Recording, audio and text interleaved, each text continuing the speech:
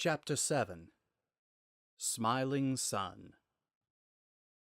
Sunset woke the next morning unsure of when she ever fell asleep, although she was pleased to note that the couch was quite comfortable. The aroma of freshly baked pancakes and crispy hay bacon drew her up from the couch. She stretched and flexed her fingers, only to remember she was in her pony form and had no fingers to flex. Her rumbling stomach told her to get a move on, so she rolled off the couch only to step on something squishy. Ow! Ugh! Sunset jumped back onto the couch and stared wide-eyed at Twilight as she rose from beneath the blanket. Twilight, what are you doing here? I was sleeping, Twilight grumbled, rubbing her eyes. Why didn't you go home? It was late. Your dad insisted I stayed here.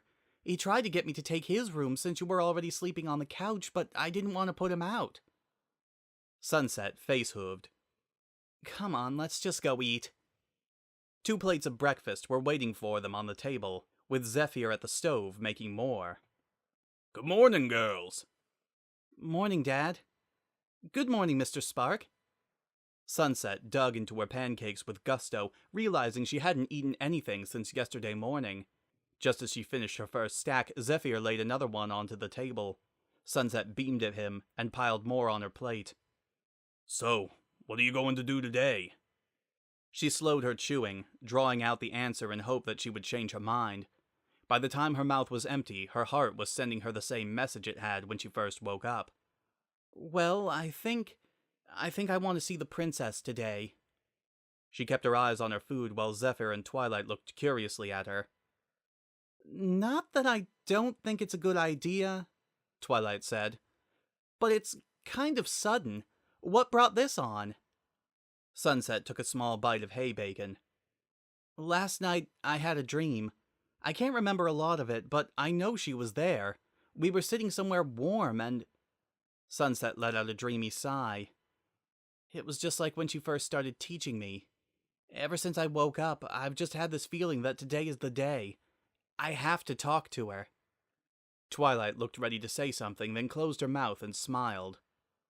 That's great, Sunset, and I'll be with you every step of the way. Alone, Sunset said. I want to talk to her alone. She was going to regret it later, but she knew it needed to be done. Oh, right. Twilight looked taken aback, but smiled anyway. Well, it's your decision. The least I can do is get you into the castle. Zephyr sat down with his own plate of breakfast. You know, I'm not sure if I forgive Princess Celestia for lying to us about where you ran off to. Dad, what would you have done if she told you I ran away through a mirror to another dimension? Gone after you? Sunset blushed, then leaned over and kissed him on the cheek. Never mind that it would have been impossible, and if he had, it would have disrupted the balance between the two worlds even further. It was the sweetest thing her dad could have said. Spitfire snorted awake, lifting her face up from the pool of spittle on her desk and blinking until the rest of the office came into focus. Her hoof was still resting on the old picture frame. Perhaps it was all the reminiscing she had been doing recently, but her dream had consisted of her and Sunset playing together in the backyard like they had done so long ago. Sunset would make bubbles with her horn, which both of them would try to catch. Spitfire wiped the drool off her chin and slumped back in her chair. Even her subconscious was telling her to forgive Sunset, but how could she just let go of 10 years' worth of grief and hatred? Well, maybe hatred was a strong word. Spitfire had said it, maybe even meant it the last time she had seen Sunset, but it had waned into animosity during her absence, dissipating completely at times when Spitfire realized she would never see her only sister again. Her only sister. She tried to kill me. Maybe it really was an accident. She left Mom and Dad. She came back. She's a horrible sister. But she's trying to apologize. Spitfire groaned and rested her head against her chair. This was worse than filing paperwork. She reached into another drawer and pulled out a small bottle. She twisted the cap off, popped a small pill, and tossed it back before getting up to chase it down with some water. This is what you do to me, Sunset. Give me headaches at... She checked the clock. 11 a.m. If we were allowed to have alcohol on site, I'd be so wasted right now. She filled a plastic cup with water from the cooler and chugged it before filling it again and splashing it on her face. So what now? She asked herself. Half of her felt justified in her decision to avoid Sunset forever. But Rainbow had brought up a point Spitfire had never considered before. Because of Sunset's actions, Spitfire had become a stronger mare. And on a smaller, more immature note, she had technically won the sibling rivalry because of it. She shook her face clean of the water. That's neither here nor there. Maybe Rainbow was right in saying that Sunset had indirectly helped her in becoming better. But that was just it. It was indirectly. Sunset's goal had been to hinder her any way possible. At least, that's what Spitfire had always thought. Over 10 years, Sunset still claimed it was an accident. If she really wanted to patch things up, wouldn't she have admitted she had done it on purpose? The more Spitfire thought on the problem, the more complicated it became. Maybe every pony was right. Maybe she should give Sunset another chance. The question was, could Spitfire give her a second chance? I need to fly. She crushed the cup and tossed it into the wastebasket. Yes, a good fly always cleared her head. When she opened the door, she was startled to see uniformed cadets wandering up and down the hall. She sighed and hung her head. Right, I still have an academy to run. She shut the door and reached for her aviators, sitting next to her plaque. It wasn't flying, but scaring newbies until they peed was almost as relaxing. Canterlot Castle loomed over Sunset, a monstrous behemoth with towering horns and 1,000 reflective eyes judging her, demanding to know why she had returned to the site of her greatest failure. Or maybe second greatest. It was a tie between betraying Celestia and blowing up Spitfire.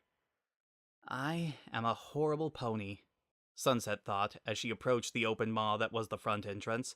2 guards flanked the door, showing no emotion and staring only straight ahead. But Sunset knew they were eyeing her, asking what business she had bothering the princess. Twilight patted her shoulder. You can do this. I have total confidence in you. Well, that makes one of us. Sunset's mouth was bone dry. I told you, Celestia isn't mad. She's proud of you, Sunset. You helped us beat the sirens and proved you were a better person. Pony... thing. She finished lamely, invoking a laugh from Sunset. It died away as quickly as it came. I know. You'd think after saying sorry to everyone else this would be easy, but... Sunset brushed her hair from her face.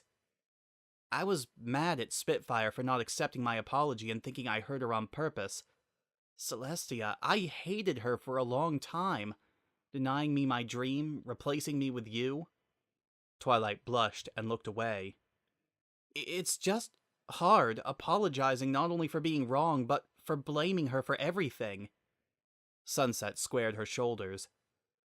But I'm going to do this. I want her to know how sorry I am. She's the last pony I need to apologize to. Twilight took a step back. Go on then. I know you can do it. Thanks. Sunset swallowed her breakfast again and marched ahead, her legs shaking like jelly.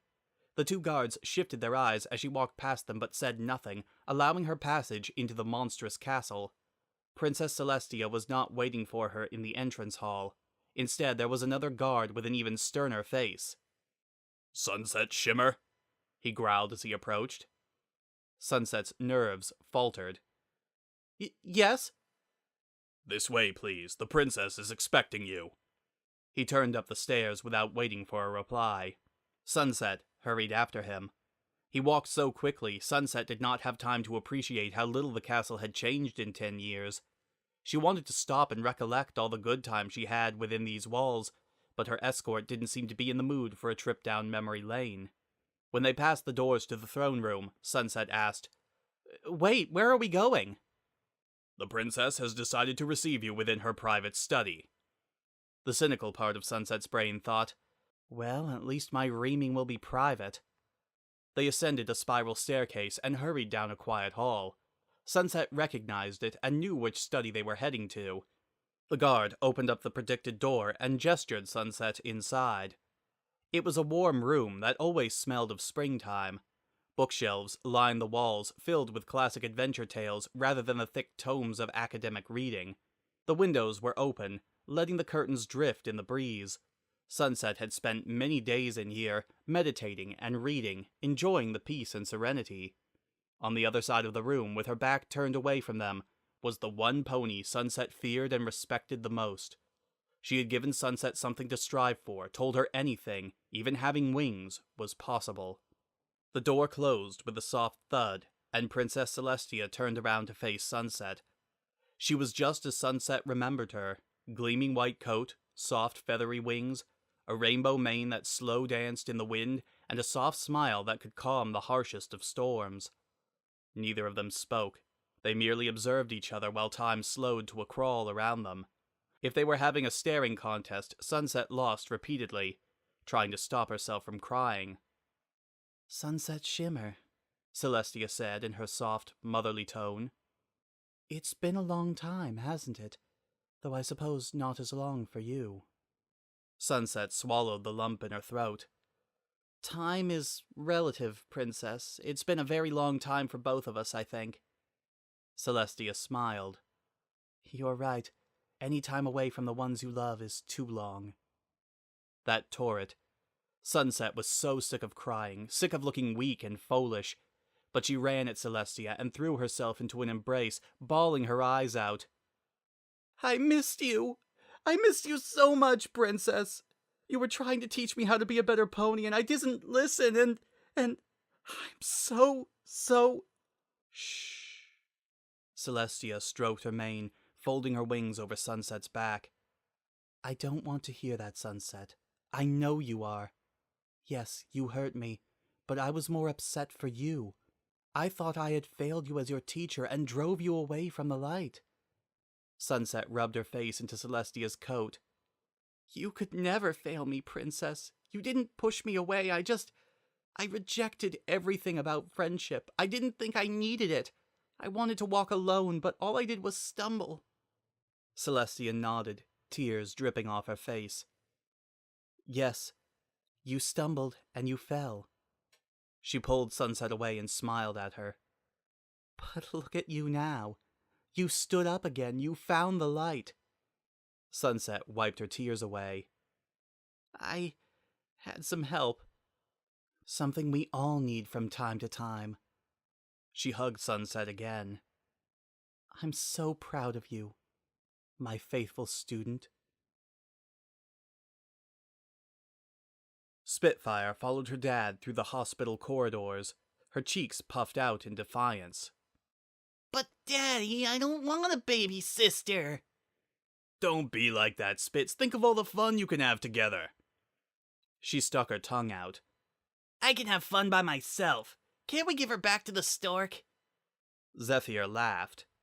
"It doesn't work like that, sweetie." He stopped and opened a door, gesturing little Spitfire inside. Dawn was lying in the bed, a small pink blanket cradled in her forelegs.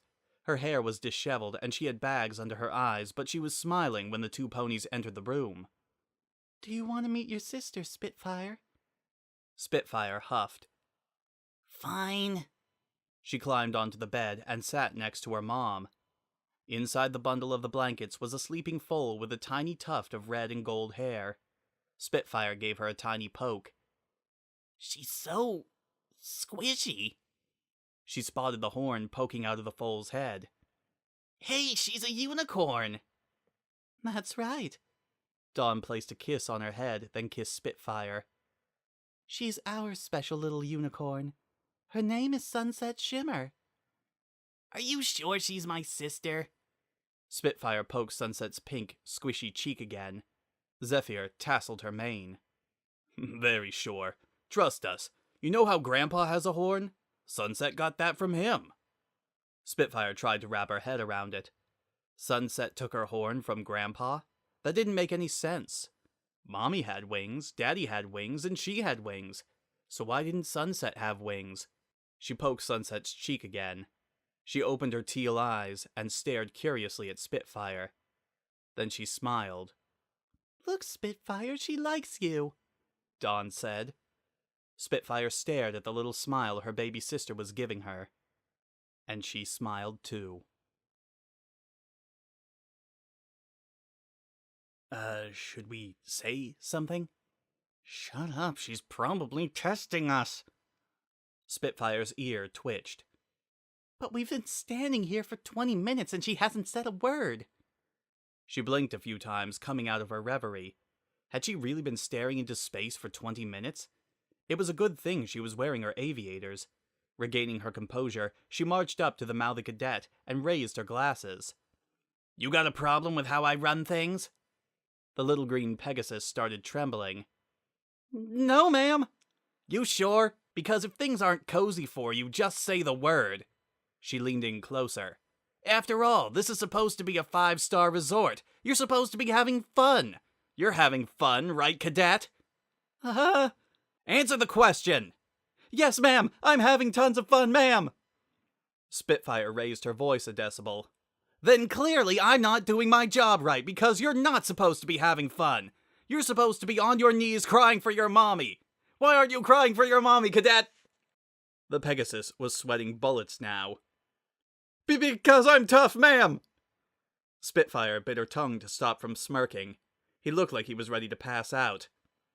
You think you're tough, huh? Well, clearly you're not if you can't stand at attention for 20 minutes. She turned to the rest of the line and snapped. What about the rest of you? Do you think you're tough? Ma'am, yes, ma'am. Then prove it. I want 50 laps around this place. Go, go, go! They took off like bats out of Tartarus, leaving Spitfire alone with her thoughts again. The euphoria she got from picking on newbies was gone already. She had been spacing out a lot today. Memories of her and Sunset kept following her around. It was like her return to Equestria unblocked the dam she had built up. She sighed. There was no point in playing drill sergeant if she got no pleasure from it. She lowered her glasses and made her way back to her office, only to find a fresh mountain of paperwork on her desk. Celestia, why? She pulled on her eyelids, then backed out the door. Today was not her day. In fact, it wasn't even her week. She moved 2 doors down and knocked until Soren answered. Hey, Captain, what's up? Spitfire took off her glasses and shoved them onto his face. You're in charge. Don't burn my academy down. Soren raised the glasses onto his head. Where are you going? Dunno. Spitfire turned back to him. I'm going to keep flying until I figure it out. I've got enough vacation time saved up to circle the planet and still have some left over. Okay, but I can't make any promises about keeping the place standing for that long. If you value me as a friend, you'll try. Soren lowered the glasses and grinned. You know, I always thought of us as just acquaintances. Spitfire flicked a wing at him. You're not funny. She walked out the door and took to the skies, letting her wings carry her wherever. So I picked up the mic and I just started to sing. I don't even know where the words came from. I just sang whatever came into my mind. Sunset sat curled in front of Celestia, a cup of tea floating in her magic. On the table was a tray of Sunset's favorite cookies, fresh out of the oven. Celestia looked down, shaking her head. No, Sunset. She placed a hoof over Sunset's heart. I think you sang from here. Right. Sunset blushed and giggled. After that, the girls joined in and I could feel real magic happening. Whatever happened to Twilight when she stood up to me happened to me too. I had pony ears and a tail. They were summoning this giant alicorn and it hit the sirens with a giant rainbow. I have to tell you, it's much more fun not being on the receiving end of that. Sunset laughed again. She felt like a little kid telling their parents about their dream. Celestia laughed as well.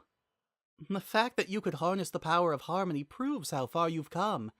And in a rather short time, I might add. Sunset sipped her tea. Yeah, but I've still got a long way to go. It's better to look how far you've come than see how far you have to go. Unsure how to respond, Sunset stuffed her mouth with a cookie. It was cinnamon and ginger, very strong and always left Sunset thirsty. She chased it down with a large sip of tea. So what happened after that? Celestia sounded genuinely interested. Oh, well, the rainbow shattered their pendants into pieces. When they tried to sing again, it was just this horrible, wailing mess. They ran off, everyone was free of their mind control, and, well, here we are.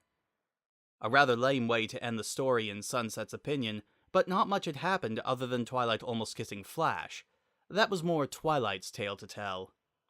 Did the school forgive you for your own misdeeds after that? Sunset tapped the side of her head. Duh, she had forgotten the best part. Yeah, just about everyone sees me in a new light. No more shoving, no more glares. It's nice to not be despised. Sunset nuzzled her head. Again, I'm so proud of you, Sunset. You showed perseverance, determination, and heart. 3 things a true leader needs. You've always had the first 2, but I'm glad you found the 3rd. Sunset nibbled on another cookie. So, how's life here? Twilight's told me some pretty crazy stories. Is it true you fought off a changeling invasion? A pained smile crossed Celestia's face. My fighting was subpar that day. It was the bride and groom who ultimately saved Canterlot. She looked up to the open window, watching a flock of birds flutter by. These last few years have been quite eventful, to say the least. My past seems determined to catch up to me, both good and bad. Sunset ran a hoof around the ring on her cup. As I've recently learned, you can't avoid your past forever. No, you cannot. But in my lifetime, there are some things you don't expect to run into again. It pains me to say that many of my millennia-old problems have fallen to Twilight to fix. Sunset curled closer, drawing Celestia from her 1,000-yard stare. We all need some help from time to time. Celestia closed her eyes. Indeed we do. Several minutes went by where they simply enjoyed each other's presence, neither saying a word. The mingling scent of cinnamon and spring flowers combined with Celestia's soft fur made Sunset's eyes droop. She remembered all the naps she had taken nestled between Celestia's forelegs. Before she could nod off, Celestia asked, So, how is your family? Exhaustion slipped away, leaving Sunset with a dull headache. They've been better. My parents don't live together anymore, and my sister hates me. Sunset, that's terrible. I'm sorry to hear that. After finishing her tea, Sunset said, It's my fault for leaving. If I had stayed, they wouldn't have separated, and maybe Spitfire would have forgiven me after a while. I've tried apologizing twice, but she still doesn't want anything to do with me. Celestia stroked Sunset's mane. Some wounds run deep, Sunset. You hurt her physically and emotionally. I know you said it was an accident, and I believe you, she added before Sunset could protest. But you have to look at it from her perspective as well.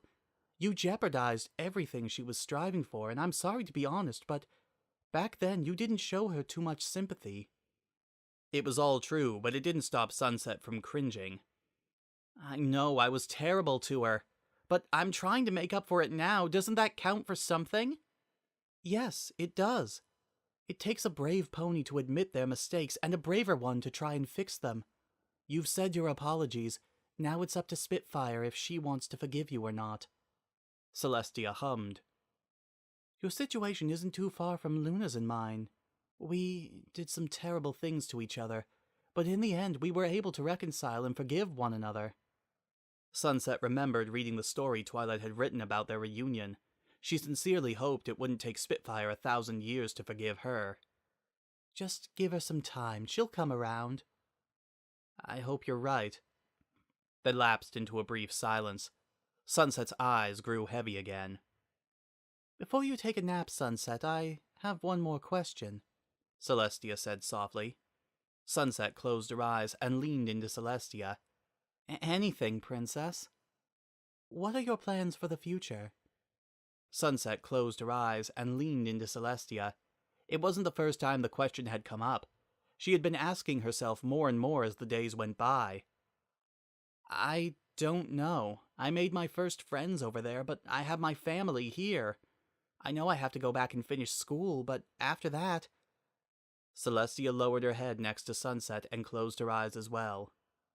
I'm happy with whatever you decide. Just know that there will always be a place for you here. Thank you, Princess. Spitfire sat on the steps of the elementary school, wishing she could be anywhere else right now. She rested against her backpack and tried not to look at the clock sitting over the front door. Why can't she walk herself home? She's 7, and the house is only like 3 blocks away. Spitfire grumbled. She kicked her hooves against the stone steps, willing time to go faster. If it isn't almost 2, I'm going home and telling Mom she was just walking really slow. She turned around and was half annoyed, half happy to see the clock reading 1:59. Finally! When the clock struck 2, she stood up and faced the doors. They burst open, releasing dozens of half-sized ponies, yelling and laughing as they climbed over each other. Spitfire dove out of the way, not wanting to be trampled. She searched the crowd for a red and gold mane, usually easy to find. Something tugged on her tail, and she turned around to find Sunset. Hey, how'd you get behind me? Sunset shifted her eyes nervously. Doesn't matter, can we just go home now, please? Spitfire tried to see where she was looking, but only found more students. Yeah, sure, come on. They started walking down the sidewalk, though Sunset was practically galloping, looking over her shoulder every 3 seconds. Are you okay? I'm fine, let's just go home before... Hey, Featherbrain! Spitfire stopped and turned around, finding 2 unicorn mares with terrible haircuts. One was blue with enough freckles to make her look like she had the chicken pox. The other one was purple, and would have been pretty if not for the haircut and the copious amounts of glitter she had applied to her face. Off your nest again, Featherbrain? The purple one asked. She's probably going to try and grow her wings, her friend said. Might as well, since she can't do any magic. Sunset scrunched her face up, trying not to cry. Just leave me alone. Oh, is the blank flank freak gonna cry? You want to add crybaby on top of being talentless? A unicorn who can't use magic and a Pegasus who doesn't have wings all rolled into one blank flank package. Both of them burst into laughter. Spitfire's blood roared in her ears. Beside her, Sunset covered her flank with her tail and shied away, tears streaming from her eyes. Hey, you prissy little witches, knock it off! The blue unicorn rolled her eyes. And who are you to make us? I'm her sister. Spitfire marched forward, spreading her wings wide so her shadow engulfed them. So, you mess with her, you mess with me, and you do not want to mess with me. She dropped her voice to a lethal whisper. I don't have magic, but I can fly. Odds are you can't. So if I hear you picking on my little sister again, I'm gonna take both of you on a little trip over the side of Canterlot. Spoiler alert, it ends with the 2 of you flat against the ground. And if you think I'm lying, I dare you to do it. Both of them were shaking now, cowering in Spitfire's shadow, lost in the intensity of her eyes. Yes, ma'am. I can't hear you. Yes, ma'am, they shouted. Good. Spitfire lowered her wings, revealing Sunset to them. Now apologize. We're sorry, Sunset. Yeah, we didn't mean it, honest. Spitfire rolled her eyes. She had heard that one before. Now get out of my sight before I take you on a trip anyway. They both turned the other way and ran for it, never looking back. Satisfied, Spitfire turned to Sunset, who was wiping her tears away. If they bother you again, just let me know, okay? Sunset sniffed. I can fight my own battles, Spitz. Of course you can, that's why you were trying to run away. Spitfire wrapped a wing around her. How long have they been teasing you? All month? Spitfire frowned. Well, I guess you've got guts for sticking it out, but you gotta say something, Sonny. No pony is allowed to pick on you except me, got it? Sunset nodded, then buried her face in Spitfire's coat. Thanks, Spitz. Spitfire wrapped her hooves around her. Anytime, son. Drifting on a cloud above the world, Spitfire yawned and stretched herself out. The sun shone in her eyes, helping her wake up from her short nap. She groaned and flipped over onto her stomach. Once again, a memory of her and Sunset had crept into her dream, and once again it left Spitfire longing for a time long past. She buried her face in the cloud like she could hide from her feelings. For so long she had been telling herself she didn't need a sister. And it was true. She didn't need one. But she wanted one. She pulled her face out and looked at the horizon. You really meant it, didn't you? You really are sorry. Sorry isn't going to fix what happened. No, but it's a start. A small piece of her wanted to hold on and be mad forever, blaming Sunset for everything that had happened. But she was tired of being angry, even passively. Her mom was right. Rainbow and Soren were right. It was time to let go of the past. Spitfire froze halfway to a sitting position. Yesterday, she had punched Sunset in the nose. She couldn't just walk back up to her like everything was cool between them. Still, she had to do something. An apology would probably be a good place to start. Even if the punch had been justified, she supposed it was only fair. Besides, she wasn't going to let Sunset show her up by being the bigger mare, was she? Getting to her hooves, Spitfire gave her wings a few flaps. The sun was setting in front of her, lighting the world on fire. When she looked over the edge of the cloud, she was surprised to see Canterlot sitting beneath her. And somehow she knew Sunset was down there. Perhaps it was the thin remains of their sisterly bond pulling Sunset towards her. Spitfire brushed her hair back, pushing away her reservations and discomfort. Maybe they would never get back to where they were, or maybe they'd form an even better relationship. She wouldn't know until she tried. With her wings fanned out, she dived off the cloud. Let's try this one more time. A gentle nuzzle roused Sunset from her slumber. Come, my faithful student. I'm afraid you must get up now. Sunset rolled her neck and yawned loudly. She looked up to see Celestia smiling at her. For a moment, Sunset was transported back in time, before she had made all of her mistakes, back when she was a student with a caring teacher and a wonderful, whole family. Did you have a good rest, Sunset? Yeah. Sunset got up and popped her back. That was the best rest I've had in a while. I'm glad. Celestia stood as well. I'm afraid duties call me elsewhere now. I already cancelled day court today, and I'm afraid to see the mountain of paperwork waiting for me in my room. Sunset picked up the last cookie on the tray. Guess being a princess isn't all it's cracked up to be, huh? Celestia chuckled. It has its moments. I may be busy for the rest of the night, but you're welcome to stay in the castle if you wish. Sunset's heart fluttered in her chest. One of Celestia's last remarks to her had been that she was no longer welcome in the castle. To hear that there was a room waiting for her was like having every bridge between her and Celestia restored. As much as she wanted to say yes, Celestia shook her head. Thank you, Princess, but I promised my mom I'd see her again after visiting my dad.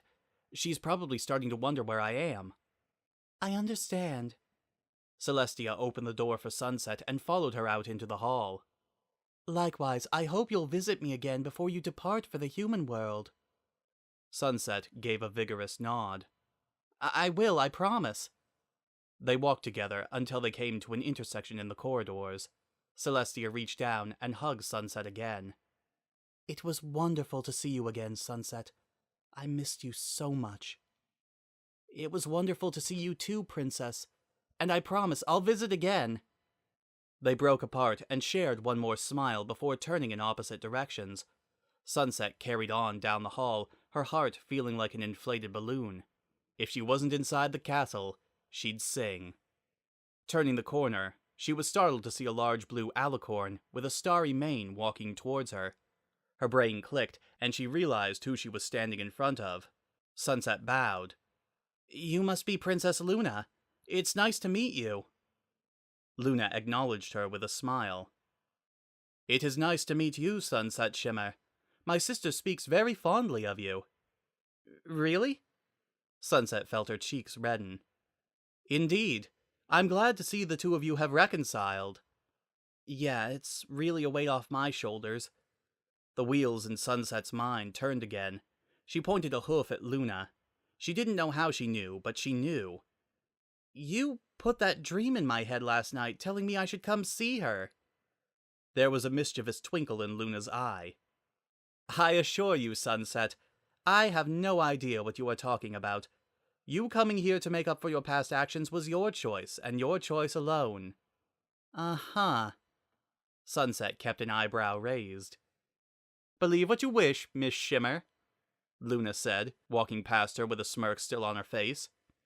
But I try not to meddle in other ponies' affairs of the waking world. Now, if you'll excuse me, I am off to dine with my sister before taking up my nightly duties. Fare thee well, Miss Shimmer. Sunset grinned, watching her walk off. Thank you, Princess Luna, she said quietly. Outside, the sun had almost set, and ponies were turning in for the day. Walking out, the castle no longer looked like a marble beast ready to devour Sunset. Instead, it was the most beautiful building she had ever seen. She smiled at the guards at the gates, and though it was probably her imagination, she thought she saw them smile back. Sunset was a little hurt to see Twilight was not waiting for her, but remembered she had her own life to live. She was already taking a chunk of her time to help Sunset around. Wanting to make good on her promise, Sunset started for her mom's house. She considered stopping by Donut Joe's to pick something up, but reminded herself that she had no bits to spend. The more she wandered through the market, the emptier it got, until Sunset was one of the last few ponies milling about. A shadow flew over her, and she paid no mind until she heard it land close behind her. She looked over her shoulder, her heart skipping a beat when she saw Spitfire. She rubbed the back of her neck. "Hey." Sunset faced her. Hey. The sun teetered off the edge of the world, bringing about the twilight. Both mares continued to face each other, the air between them more awkward than tense. Spitfire kicked a stray pebble. "So, you went to see Celestia?"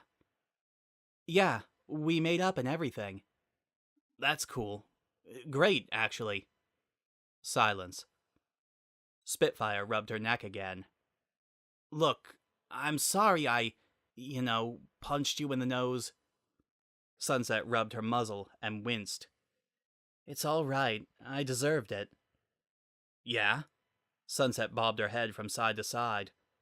"But I still shouldn't have done it." More silence. Sunset coughed. "So, what's up?" Sunset opened her mouth, closed it, shook her head, and took a slow breath. "Sunset." She shook her head again. "Let's face it, we did some pretty messed up stuff to each other." "Yeah, we did."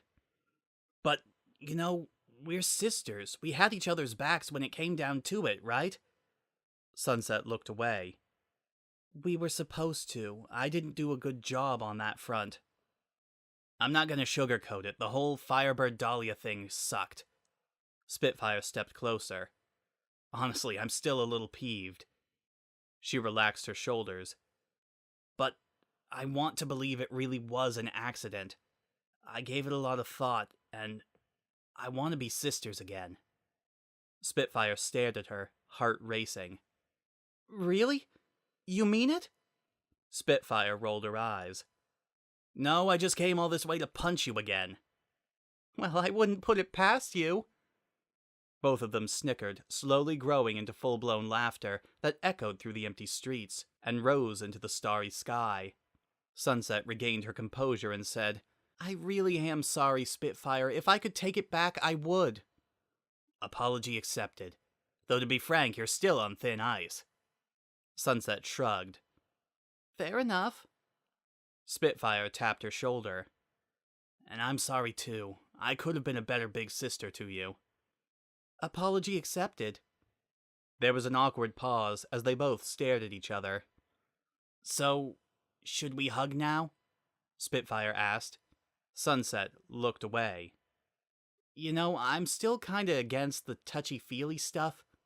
Mostly because it leads to frickin' tears." "Yeah, same here." A moment passed.